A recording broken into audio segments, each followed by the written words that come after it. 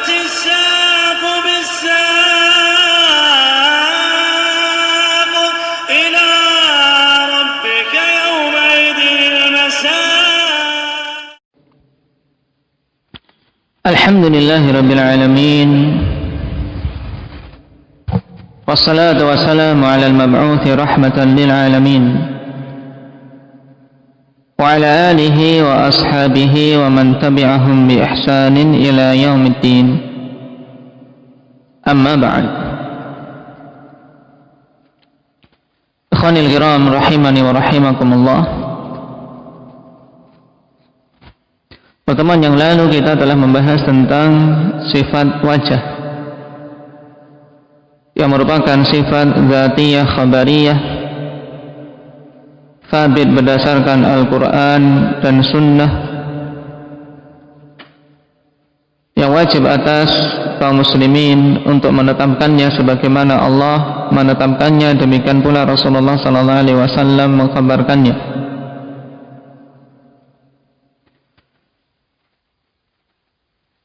Dan sifat wajah ini dalam Al-Quran disebutkan pada beberapa tempat. Indahnya Mukasyah pada 11 tempat. Nah, 10 disepakati, 1 berdasarkan pendapat yang rajih. Di antara pentakwilan ahli bid'ah terhadap ayat-ayat yang menetapkan sifat wajah apa saja? Alif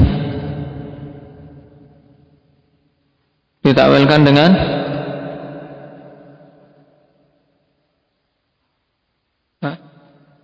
pahala.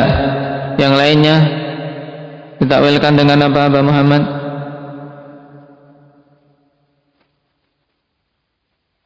Mereka tidak mau menetapkan sifat wajah, akhirnya mereka memalingkan dari zahirnya.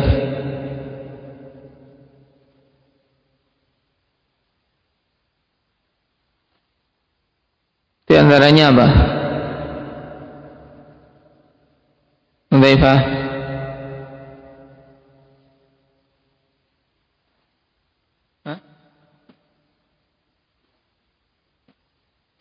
Arah, tapi ini pada sebagian ayat tayyib ditafsirkan dengan jihah. Yang lainnya apa lagi? Indahnya Maulana.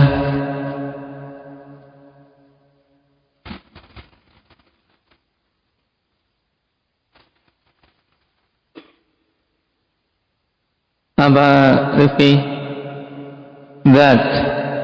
Dan ini hampir yang paling banyak, ikhwan. Mereka takwilkan dengan zat. Taib.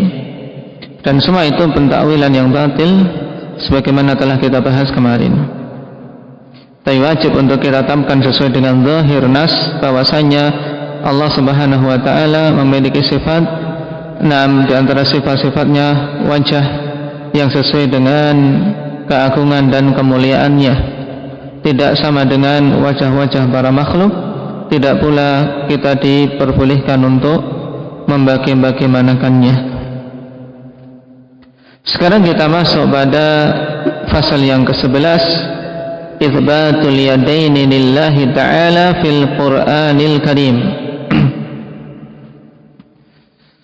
Penetapan kedua tangan bagi Allah Subhanahu wa taala dalam Al-Qur'anul Karim. Karena pada bab pertama ini beliau kumpulkan ayat-ayat yang menyebutkan tentang sifat-sifat Allah Subhanahu wa taala.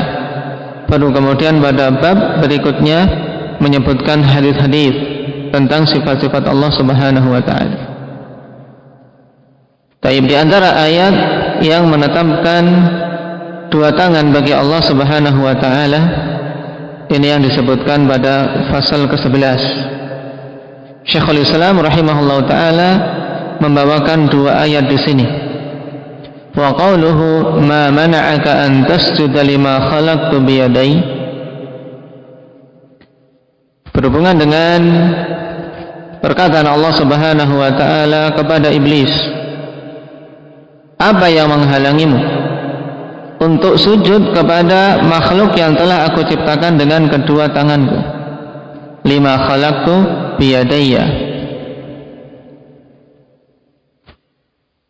Ayat yang kedua, wa qauluhu ta'ala, wa qalatil yahudu yadullahi maghlulah ghullat aydihim wa lu'inu bima qalu bal yadahu mabsutatan yunfiqu kaifa yasha.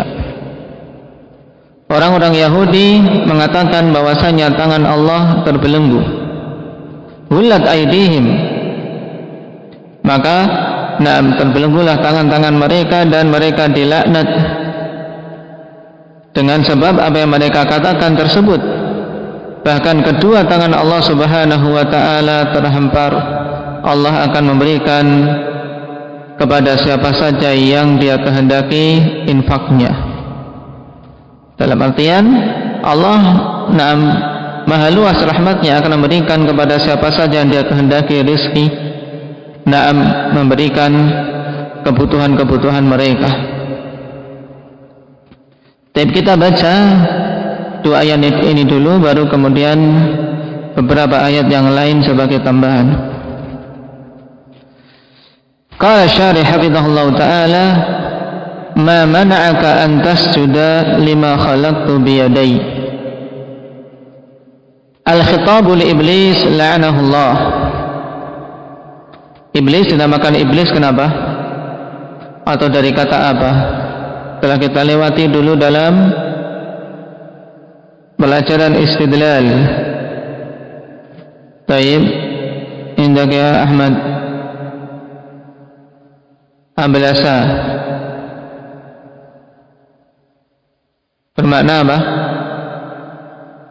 Putus asa dari kebaikan, yang sudah tidak ada harapan lagi kebaikan padanya.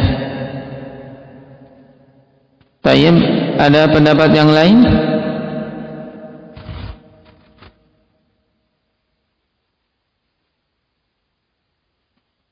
Itu syaitan.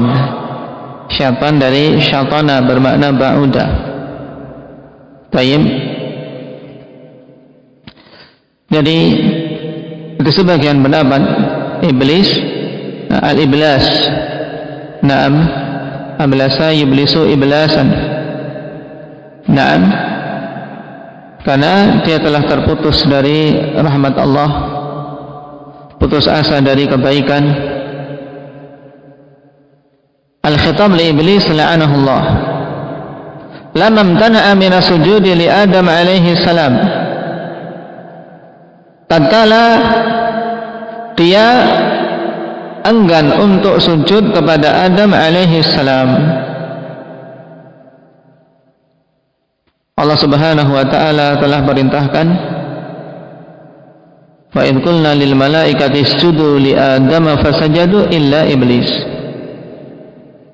Tatkala kami katakan kepada para malaikat untuk sujud kepada Adam, maka mereka semua pun sujud kecuali iblis.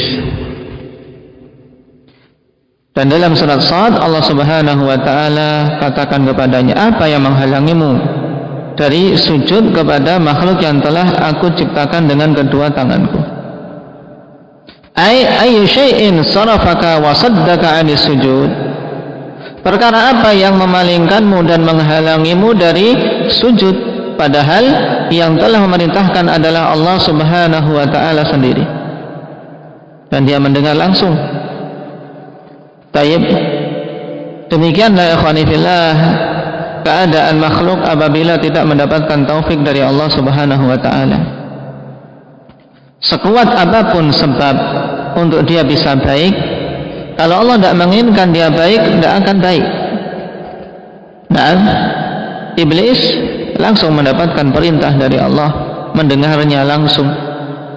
Tapi ketika Allah Subhanahu wa ta'ala tidak memberikan taufik, akhirnya dia pun tidak terpanggil untuk tunduk kepada perintah tersebut. Maka banyak-banyak kita bersyukur tatkala Allah Subhanahu wa ta'ala arahkan hati-hati kita ini kepada kebaikan, dan banyak-banyak berlindung dari terhalangi hati-hati ini dari melakukan kebaikan dan amalan-amalan soleh. Dan perhatikan di antara sebab terhalanginya seseorang ikhwan fillah yaitu menunda-nunda. Menunda-nunda padahal dia telah mengetahui dan mengilmui. Allah Subhanahu wa taala telah berfirman, ya ayyuhalladzina amanu istajibu lillahi walir rasul idza da'akum lima yuhyikum wa'lamu annallaha yahulu bainal mar'i wa qalbihi wa annahu ilaihi tuhsyarun. Kalau Allah memanggil kalian pada perkara-perkara yang menjadikan kalian betul-betul hidup, maka apa? Segera sambut seruan itu. Ketahuilah bahwasanya Allah Subhanahu wa taala akan menjadikan penghalang pada kalian antara diri kalian dengan hati kalian. Kalau telah datang panggilan ternyata kalian malah enggan. Wa'lamu annallaha yahulu bainal mar'i wa qalbihi. Dihalangi sehingga kadang hatinya ingin tapi tidak tercapai. Tayyib, ada saja penghalang dari melakukan kebaikan. Sebabnya apa? Sebab awalnya biasanya karena dia berlambat-lambat memiliki keengganan untuk melakukan amalan-amalan saleh. Sehingga terus sekali dia seperti itu biasa terus muncul berbagai macam penghalang terus, ikhwan. Wal a'yadu billah.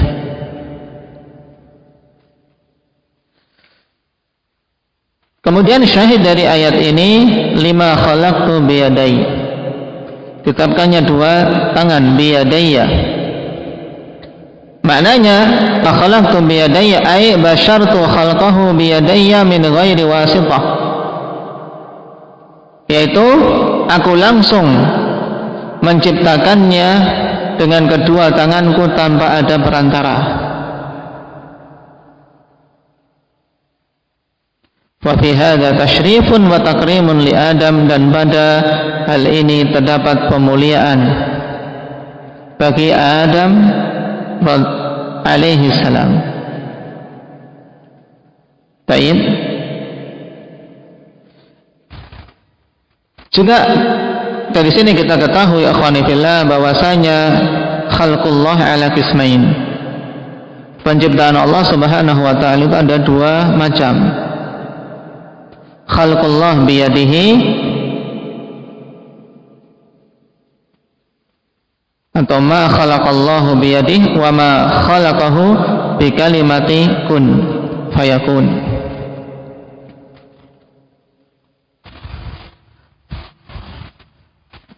Penciptaan Allah Subhanahu wa taala atau makhluk-makhluk ciptaan Allah terbagi menjadi dua golongan.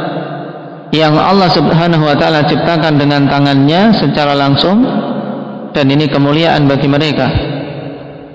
Di antaranya Adam alaihi salatu wassalam. Kemudian yang Allah ciptakan dengan kalimat kun fayakun, sehingga jadilah. Sehingga pada ayat ini akhwanifillah juga sangat jelas bahwasanya yang dikehendaki oleh Allah Subhanahu wa taala adalah penetapan dua tangan baginya. Adapun ahlul batil yang membawa makna kepada kudrah, maka tentunya kalau ditafsirkan lima khalaqtu bi kudrati, ini apakah ada perbedaan antara Adam dengan makhluk-makhluk yang lain? Ada tidak? Enggak akan ada. Karena semuanya diciptakan dengan apa? Kudrah Allah Subhanahu wa taala, sehingga tidak ada fungsinya disebutkan lima khalaqtu biyadai kalau demikian. Makanya wajib untuk kita menetapkan bahwasanya makna biyadai sesuai dengan zahirnya, yaitu dua tangan yang hakiki bagi Allah Subhanahu wa taala, yang sesuai dengan keagungan Allah dan kemuliaannya. Dari sini kita ketahui juga bahwasanya yadain adalah apa? Sifat dzatiyah khabariyah, sebagaimana sifat wajah masuk kategori sifat dzatiyah khabariyah yang sabit berdasarkan Al-Quran dan Sunnah, juga dinukilkan ijma' di kalangan ahli sunnati wal jamaah. Ayat yang kedua, wa qauluhu wa qalatil yahudu yadullahi maghlulah. Al-yahud fil asli min qaulihim hudna ilaik, wa kana isma madhin. Yahud pada asalnya berasal dari perkataan mereka inna hudna ilaik. Apa makna hudna? Apa makna hudna? Indak ya Aba Zaid. Raja'a, inna raja'na ilaik, kami kembali kepadamu ya Allah. Berarti wa kana isma madhin, berarti asalnya itu adalah suatu apa? Penamaan yang berupa celaan atau pujian. Syafiq, asal penamaan Yahudi itu celaan atau pujian?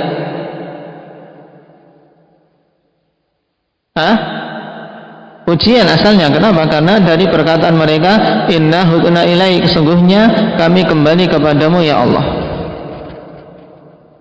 Thumma sara ba'da naskhi syari'atihim laziman lahum wa illam yakun fihi ma'nal madhi. Kemudian jadilah setelah penghapusan syariat mereka, nama itu akhirnya tetap melengket pada mereka. Nama penamaan apa? Yahudi. Paham? Jadi asalnya ketika mereka mengikuti syariat Nabi Musa alaihi salatu wasalam, istilah Yahudi adalah sebuah istilah yang berupa pujian. Paham? Karena mereka mengikuti Nabi Musa dan kembali kepada Allah. Paham? Namun setelah dihapusnya syariat tersebut dengan diutusnya Rasul, yaitu Rasul kita Nabi Muhammad sallallahu alaihi wasallam, maka syariat tersebut terhapus. Nama itu akhirnya tetap melengkap bagi orang-orang yang tidak mau menerima syariat Nabi kita Muhammad sallallahu alaihi wasallam dan mengklaim diri mereka tetap berada di atas syariat Musa. Tayyib, walaupun tidak ada padanya saat itu makna pujian. Kenapa? Karena sudah tidak terpuji lagi, sebab mereka tidak mencocoki ajaran Nabi Musa. Karena Nabi Musa memberikan ajaran dalam Taurat, yang merupakan kitab mereka. Allah Subhanahu wa taala kabarkan tentang datangnya Nabi akhir zaman. Apa dalilnya tentang berita ini? Indak adin.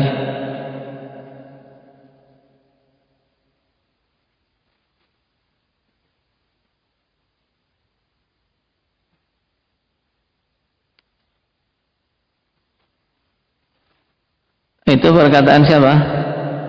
Isa, berhubungan dengan orang-orang Yahudi.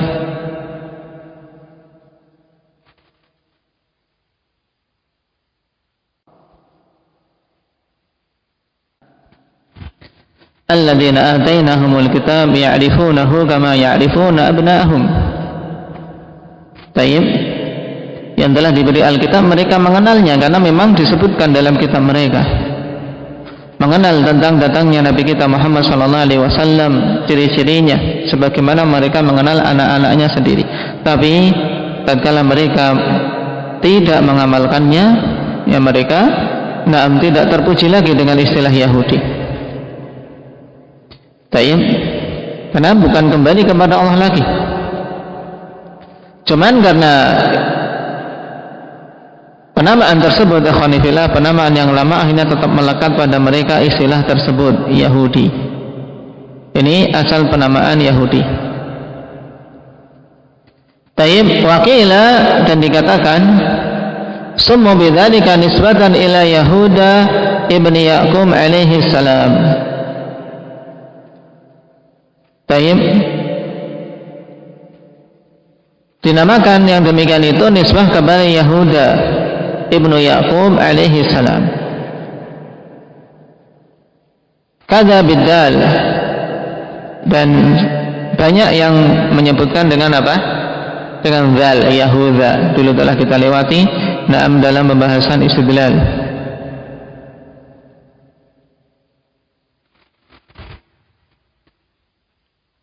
Dan pendatangan sighah dengan waqina menunjukkan bahwasanya itu pendapat yang dianggap lemah oleh Syekh Hafizahullah Ta'ala. Taib. Nah, Allah katakan tentang mereka ini, waqalatil yahud yadullahi maghlulah. Dan orang-orang Yahudi, akhwanifillah, orang-orang yang sangat kurang ajar, baik kepada Allah Subhanahu wa Ta'ala maupun kepada utusan-utusan Allah. Sebagian mereka bunuhi, sebagian mereka dustakan para Rasulullah sallallahu Subhanahu wa Ta'ala. Fariqan kadzdzabtum wa fariqan taqtulun. Dan kepada Allah Subhanahu wa Ta'ala mereka melakukan banyak kezaliman. Di antaranya ini mereka katakan yadullahi maghlulah. Yadullahi maghlulah yukhbiru ta'ala anhum bi annahum wasafuhu bi annahu bakhil. Allah kabarkan tentang mereka bahwasanya orang-orang Yahudi mensifati Allah bahwasanya Allah itu bakhil, tangannya terbelenggu, maksudnya bakhil. Kama wasafuhu bi annahu fakir, sebagaimana mereka mensifati Allah juga bahwasanya Allah itu fakir, wa hum aghniya, dan mereka itulah yang kaya. Di mana ini pensifatan orang-orang Yahudi bahwasanya Allah fakir? Nah, perkataan Allah Subhanahu wa Ta'ala di surat Ali Imran di akhir-akhir, laqad sami'a Allahu qawla alladziina qalu innallaha faqirun wa nahnu aghniya, yang nanti akan kita bahas pada penetapan sifat sama' wal basar di pasal yang ke-13. Naam, mereka mensifati Allah dengan fakir. La annahum ya'nuna anna yadahu muthaqah. Jadi pensifatan yadullahi maghlulah, tangan Allah terbelenggu, bukan maksudnya bahwasanya tangan Allah itu terikat menurut orang-orang Yahudi, tapi maksud maghlulah ay bakhil. Bahwasanya Allah itu bakhil. Ghullat aydihim, hadha raddun alaihim min Allah Ta'ala bima qaluhu wa muqabalatun lahum bima iftarawhu wa ikhtalaquhu. Terbelenggulah tangan-tangan mereka, atau dibelenggulah tangan-tangan mereka. Ini bantahan atas mereka dari Allah Subhanahu wa Ta'ala sesuai dengan apa yang mereka katakan, dan balasan yang setimpal sesuai dengan apa yang mereka ada-adakan dan tuduhkan kepada Allah Subhanahu wa Ta'ala.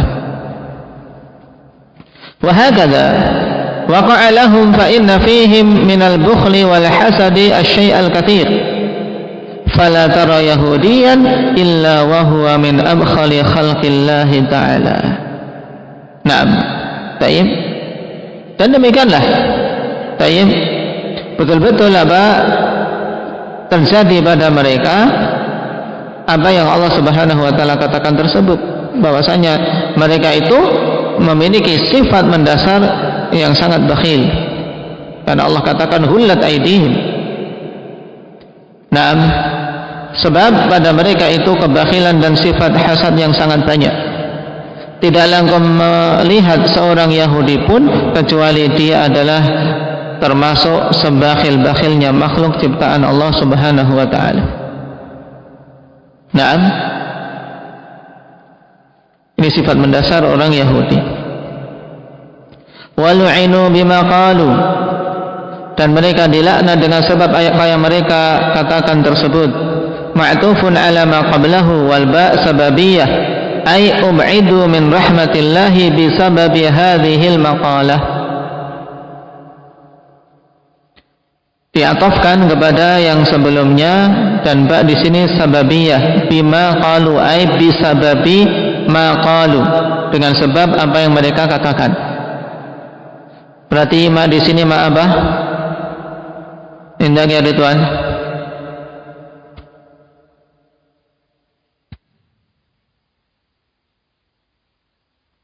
Wa lu'inu bima qalu.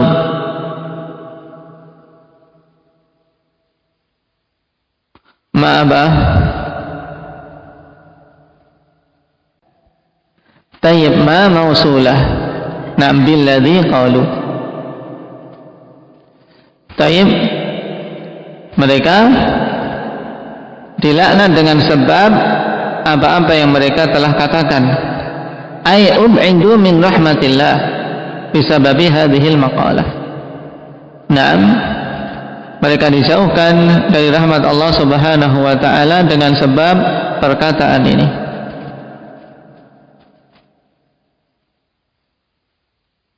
Thumma radda alaihim subhanahu biqaulihi bal yadahu mabsuutatan. Ay bal huwa fi ghayati ma yakunu minal judi wal ata. Fayadahu mabsuutatan bidzalik. Maknanya bahkan Allah Subhanahu wa taala pada puncak kedermawanan, ya, Allah Subhanahu wa taala Maha Pemberi. Naam, pemberian yang tidak bisa terhitung, sehingga kedua tangannya senantiasa terbentang untuk memberikan kepada makhluk-makhluknya apa-apa yang dia kehendaki. Yunfiqu kayfa yasha, jumlatun musta'nafatun muakkidatun likamali judi. Berinfak sebagaimana yang dia kehendaki, memberi sesuai dengan apa yang dia kehendaki.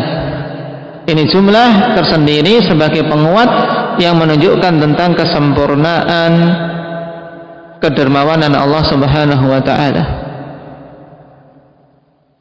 Fa infaquhu ala ma taqtadihi masyiatuh, sehingga infak yang Allah Subhanahu wa taala berikan sesuai dengan konsekuensi masyiahnya.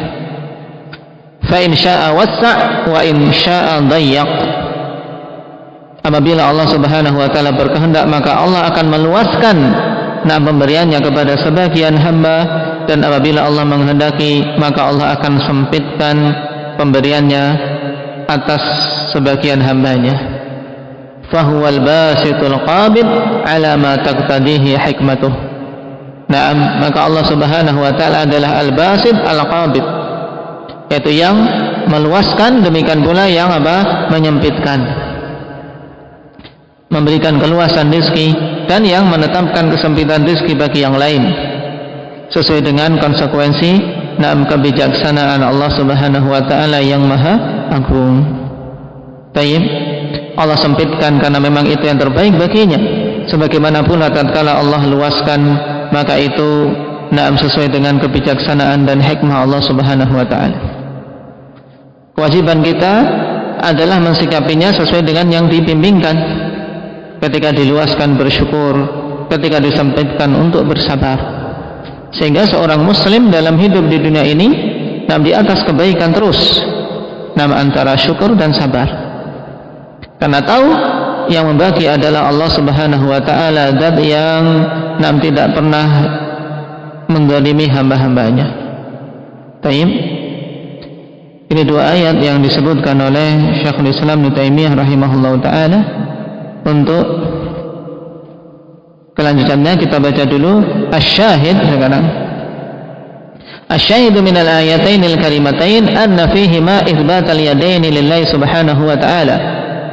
Syahid dari kedua ayat yang mulia ini, pada keduanya terdapat penetapan dua tangan bagi Allah Subhanahu wa taala. Wa annahuma yadani haqiqiyataini. Yadani haqiqatani. Taib, yaknya ada dua ya, berarti wa annahuma yadani haqiqiyatani, bahwasanya keduanya itu adalah dua tangan yang hakiki, laiqatani bi jalalihi wa 'azamatih, yang sesuai dengan kemuliaan Allah dan keagungannya. laisata kayadail makhluk, tidak sama seperti tangan-tangannya makhluk. Ini yang wajib kita tetapkan kedua tangan bagi Allah. Tapi sekali lagi yang harus kita jauhi adalah jangan sampai jatuh dalam tashbih, penyerupaan Allah dengan makhluk, dan jangan sampai terjatuh dalam takyif, tergambar dalam diri kita bagaimananya, atau muncul pertanyaan bagaimana. Ini semuanya harus dijauhkan karena itu datangnya dari syaitan. Baik, laisa kamitslihi syai' wa fi dzalika ar-radd 'ala man nafal yadainil haqiqiyataini 'anillah. Naam, tidak ada yang sama dengan Allah Subhanahu wa taala sesuatu pun. Baik, ini kaidah pokok dalam kita menetapkan sifat-sifat Allah Subhanahu wa taala. Dan pada yang demikian itu bantahan bagi mereka-mereka yang menolak tetapnya dua tangan yang hakiki bagi Allah Subhanahu wa taala, yang insyaallah taala akan kita bahas pada pertemuan berikutnya. Naktafi bihadza walhamdulillahirabbil alamin. Subhanakallah wa bihamdik asyhadu an la ilaha illa anta astaghfiruka wa atubu ilaik.